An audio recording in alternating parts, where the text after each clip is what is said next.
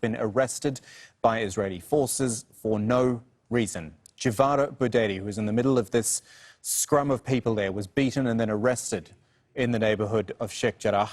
She had been doing live reports for our sister channel Al Jazeera Arabic throughout the day, reporting on events there. Sheikh Jarrah, as you will know, a flashpoint in recent days, actually recent weeks and months, over the plans to evict Palestinian families from their homes, their forced evictions, which are currently before the courts. And then we see these pictures of one of our own, Jazeera Bouderi, being led away after being abused and arrested by Israeli forces.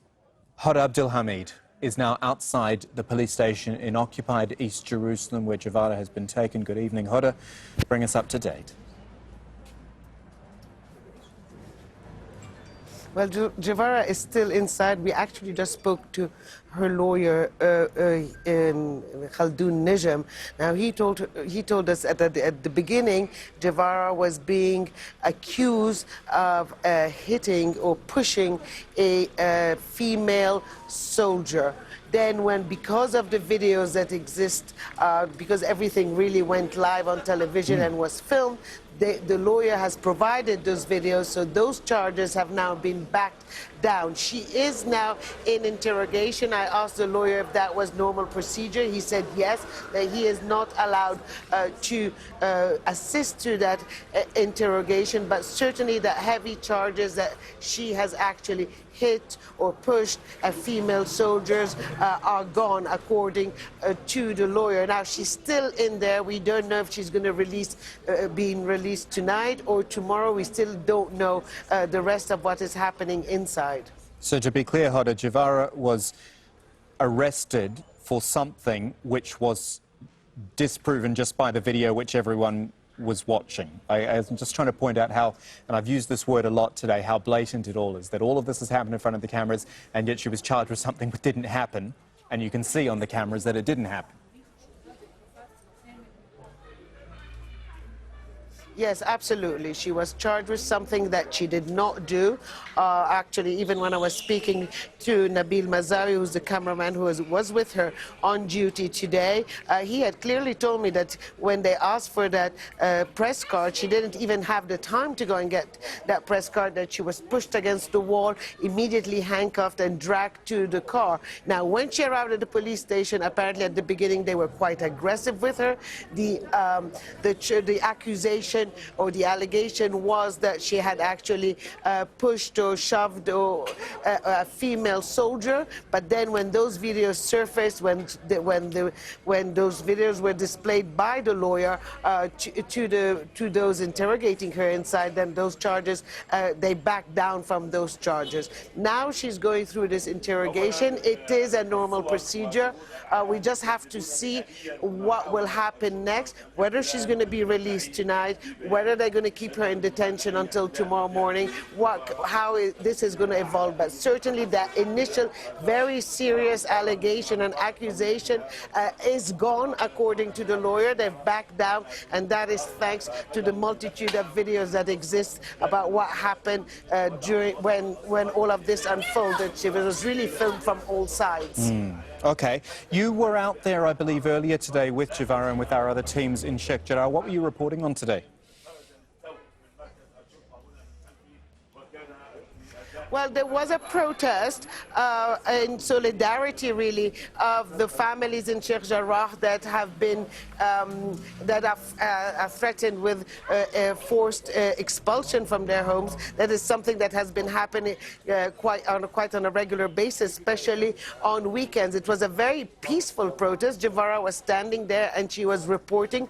At a certain point, everybody moved a bit past that checkpoint toward the houses of those families who are facing eviction, and then everybody moved back, but nothing was really happening. It was actually one of those days where the military didn't immediately lose its patience and fire stun grenades and rubber bullets. Usually that is what they do. The crackdown can be immediate and brutal, really, even if the protesters are a handful. I mean, I've been to protests there where you have 10, 15, 20 young people chanting slogans, and the crackdown is actually quite surprising. Well, none of that was happening today, so it's not really clear why they decided to go to Jazeera, why they decided that that they had to that all of that had to happen. But what I can tell you that I mean, I have seen that over and over again. Those female or male soldiers who are standing there at these protests have very little patience for any kind of Palestinian protest. It can be a small group of people, they will immediately crack down. And with them, the journalists. I have seen more than one journalist being pulled and shoved and taken away, targeted with stun grenades. That is happening more and more often here in occupied East Jerusalem. And I have to say, I have to add one thing, is that the lawyer also told us that when she was taken in the car, in the police car, while she was being driven away, she was actually manhandled by those who were surrounding her in that car.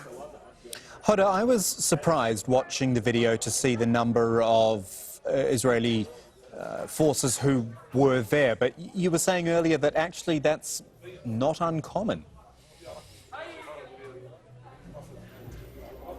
That is not uncommon. That happens all the time. And I agree with you, Kamal. It is surprising. Sometimes you see a young teenager who all of a sudden is surrounded by 4, 5, 6, 7 of these big adults pushed against the wall. I think it's it's a tactic used here. It's overpowering one person with a much larger group of people who are, you know, armed, who have all sorts of firepower on them, who are strong and trained. That is the tactic all the time, and that is exactly what happened to Jazeera. But if you walk around the old city, you see that unfolding just like that sometimes.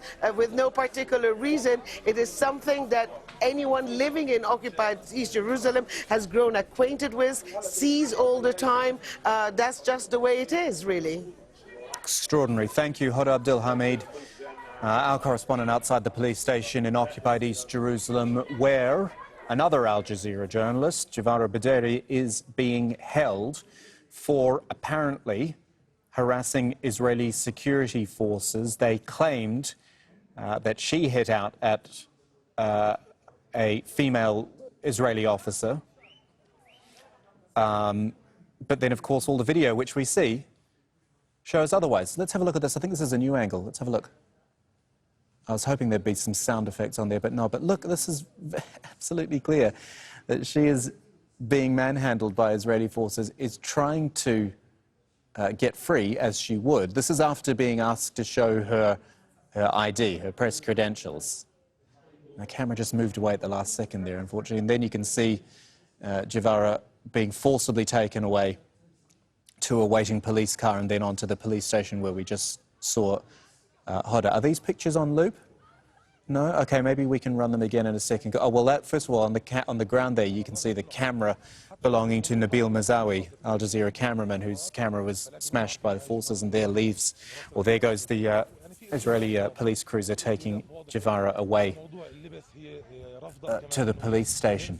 Chaotic scenes, and all these different camera angles that we keep seeing. This has come from a mobile phone, I'm going to assume, but there's plenty of television cameras and media cameras there as well, capturing all of this happening, and yet it happens all in full view, if I can put it that way. Here's another angle you can see. This is the main one we've been showing you of Jazeera Bouderi, Al Jazeera journalist, being taken away by Israeli military forces. All of this happening in the neighborhood of Sheikh Jarrah, which you will have heard about a lot in the last month or so, starting with the issue of forced evictions, the threat of forced evictions of Palestinian families from their homes, an issue which we should point out is still before the courts and has not been ruled on. So there is nothing compelling anyone to be leaving Sheikh Jarrah at the moment. That, of course, then led to tension at Al-Aqsa Mosque, which in turn led to what we saw happen in Gaza, the 11-day bombardment of Gaza by Israeli military, where, let's not forget, the media was targeted again. I don't know if we've got those pictures to show you again, but it's always good to remind you of what happened on May the 15th when this building was destroyed in an Israeli airstrike. The building that housed Al Jazeera, which housed the Associated Press, a number of other media outlets, it was taken to the ground in an Israeli airstrike. No deaths, no injuries, thankfully. That's after the Israeli military warned people in the building that it was about to be targeted because they claimed there were Hamas elements within that building. No evidence of that whatsoever. And half an hour later, that building was leveled by an Israeli airstrike. Our offices, those of the Associated Press and others, completely destroyed. I just feel that is worth showing you again and reminding you of the context of attacks on the media just in the last, well, this was May 15th, so only a few weeks. And now we see one of our journalists in occupied East Jerusalem doing her job and being arrested for it. Marwan Bashara, are you there? Marwan, our senior political analyst. In fact, I can see you now. I had you on the phone before. He's on Skype now from Paris. Good to see you, Marwan. Though unfortunate to be talking to you under these circumstances. I don't know if you heard Hoda earlier, but she was saying that the so-called charge against Jazeera, which was for harassing Israeli security forces and apparently assaulting a female police officer or a military officer, I mean, it's been disproven by the pictures that we have seen from the outset. It's all trumped up, quite frankly. Well, actually, I don't need to see the pictures. I know Jazeera Bouderi well enough throughout the years to know that this is not the kind of journalist she is, and that she has been harassed over the years on many occasions. That's not her style. I'm not sure exactly what happened, but in terms of judge of character, well, I'll tell you, I'll take Jazeera Bouderi's testimony any time of the day and the year over any Israeli soldier, be that female or male soldier. That's one thing. The other thing is, I mean, come on, let's just look at the dissymmetry of all of this. We have the Israeli army, the Israeli military, for the last several weeks, months, well, for the last several decades, if you will, has been oppressing a whole people. And we, as journalists, we've been just simply trying to cover the story. And yes, we've been trying to cover the story from both sides of the conflict, if one could call it that, although it is, as everyone knows, a settler colonial situation. But be that as it may, we've been trying to do our job, and because that's what we are meant to be doing over there. So the fact that one, again, if you want to call it that, a female journalist doing her job, of course unarmed, of course professional, of course been doing that forever, to be treated this way is nothing but repression, is nothing but intimidation, is nothing but terrorizing and attempt at silencing what we do. And what we do is, I must say, we are just second to none in terms of covering the hotspots of the Middle East, in fact, the world. I mean, who else covers Latin America, Africa, Asia, even Europe, like we have done over the past several years? And certainly, we have been the professional second to none in Israel-Palestine, because like no other, we have covered the so-called story, the tragedy from both sides of the conflict. And our journalists have been stand-up journalists throughout, and they have been intimidated in the past.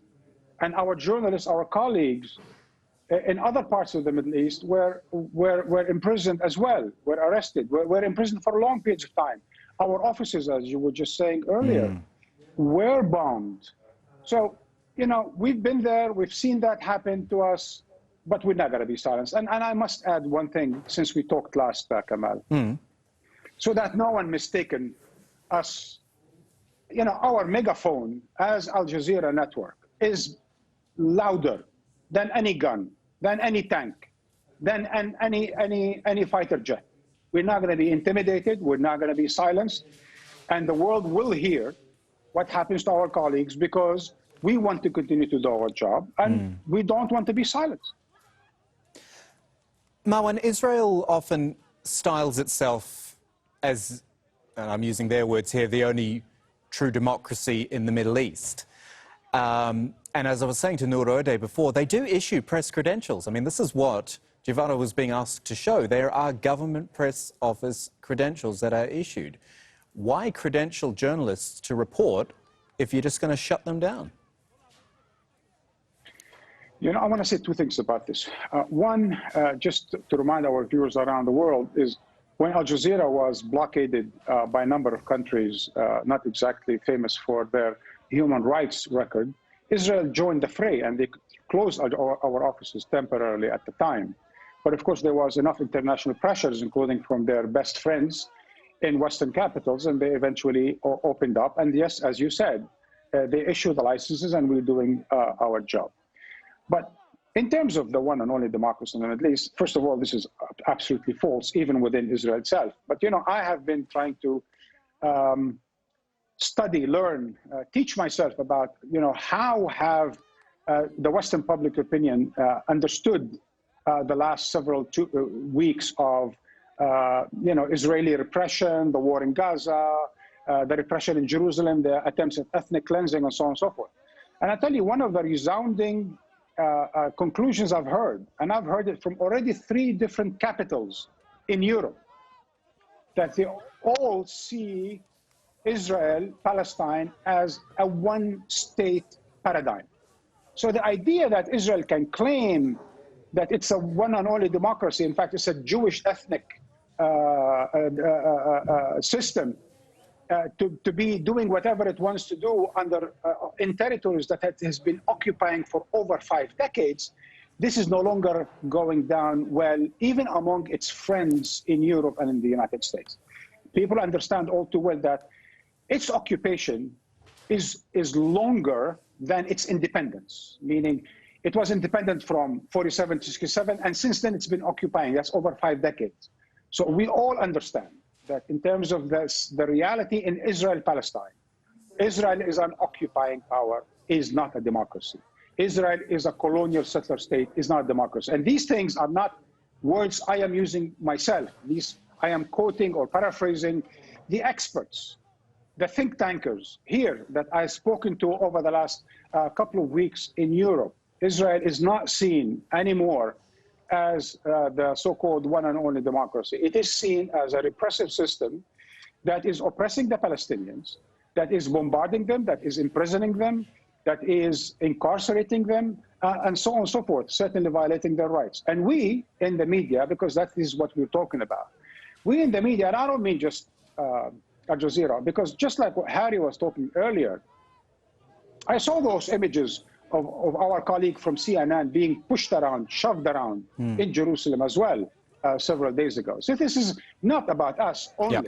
I mean, we have talked about Associated Press building being bombed, just like our offices were bombed in Gaza.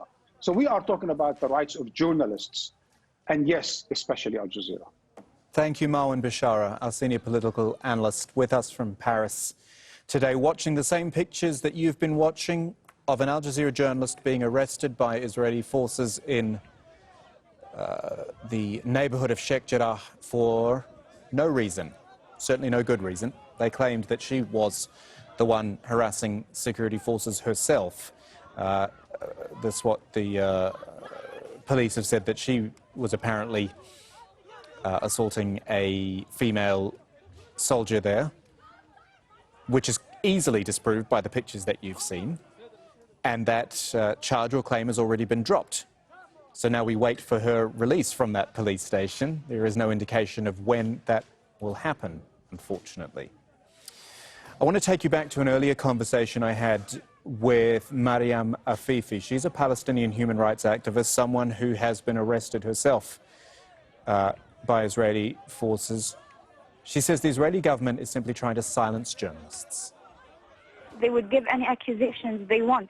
But when they came to arrest Jivara, I was there.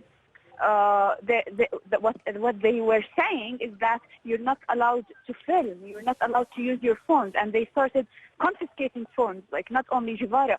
They started confiscating phones from the people protesting and standing there, saying that you're not allowed to film us, you're not allowed to take videos of us. And she's like the cameraman who was with Jivara, they broke his camera, and then they arrested Jivara. They arrested her brutally. They dragged her in the street. They were kicking her while they were arresting her. It was totally brutal, and they were totally brutal in the way they treated with us. Like we couldn't do anything. They arrested other people with Jivara, the ones who refused to give their phones, but they said we don't want you to film what's going on. We don't want you to take videos of what's going on. So yeah, that's what's happening, and they start kicking us out of the neighborhood of Sheikh Jarrah, but we find our ways to come back again, and that's what's happening now. We're still protesting here.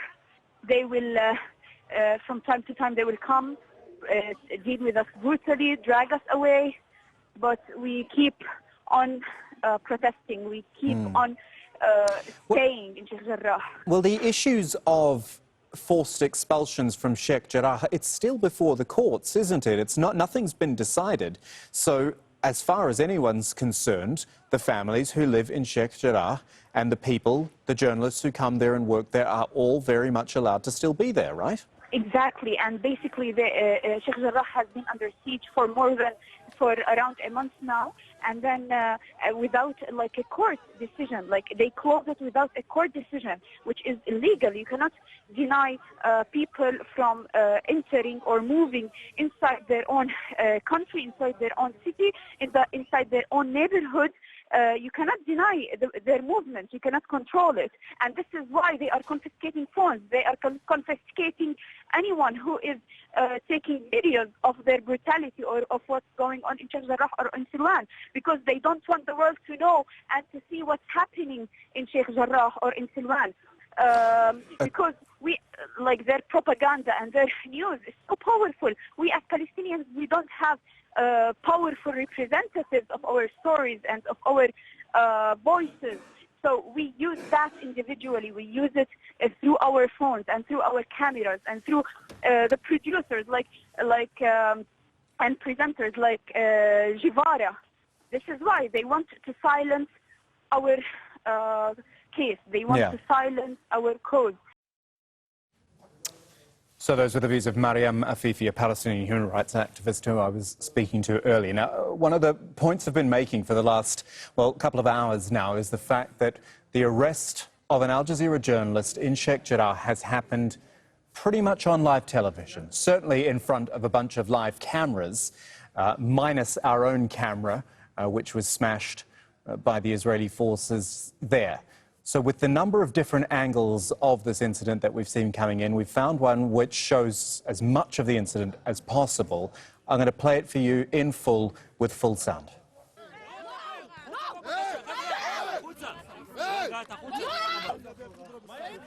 Don't stop! Don't touch! Don't touch! Don't touch! Don't touch! I will not leave! Don't touch! Don't touch! يلا يلا يلا أخوها أخوها. Don't touch! תודה רבה, זהו.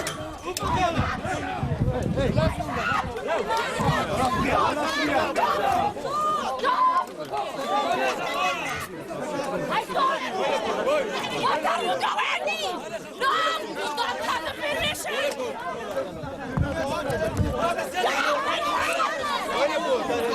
My hand! Give me! Please! Don't touch! Don't touch! נוזו אחרה, אתם מפריעים לעבוד! נוזו אחרה! Don't touch!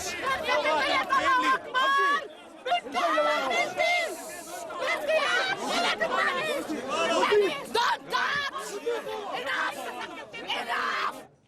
Right. So you saw it for yourself there. Let's play it again. This is a journalist, our journalist. Is that a woman who is harassing Israeli security forces or who is being harassed by them? You can hear her shouting, "Don't touch." Don't touch, and then I think this moment is telling. Someone's putting their hand over the camera because they don't want us to see this. but it is clear as day, high-definition pictures, no grainy mobile phone picture here. This is a journalist being assaulted by the forces of the Israeli government.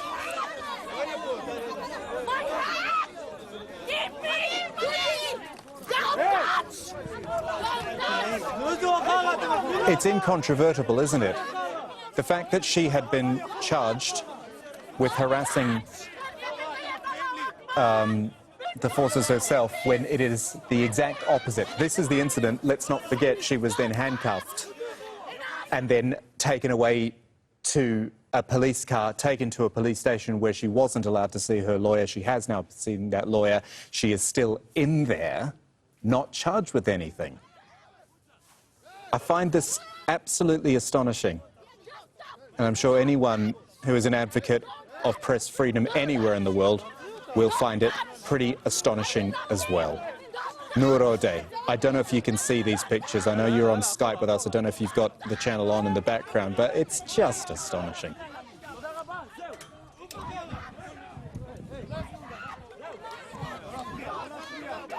Tireless journalist who's been doing this for many, many years.